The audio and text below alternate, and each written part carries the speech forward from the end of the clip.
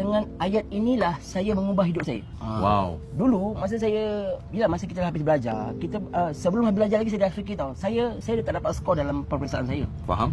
So contohlah saya masuk CGPA kan. CGPA dia saya sepatutnya kita target 3.3 ke atas. Tapi saya dapat 2.88. Betul. 2.88. Oh. Orang tinggi kan tak bagus. Sebenarnya tak bagus. Dia yang cakap Macam saya. Saya pun sama. tapi 2 you point. tempat lain lah. You dekat US, I dekat Malaysia. Tapi maksudnya dia tak bagus lah. Dan dia adalah sebenarnya 3 lebih tu pun sebenarnya bukan tinggi sangat.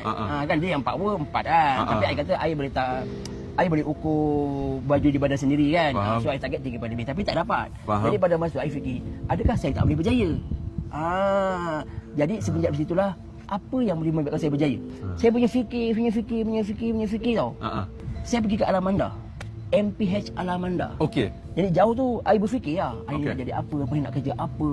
Macam-macam hari-hari I fikir benda tu tau. Okey. So satu hari ni I kata macam mana I nak berjaya jadi I teringatlah ayat pertama ni Iqra. Wow. Ayat pertama ni Iqra. Wow. Jadi I mulakan perubahan tu dengan membaca.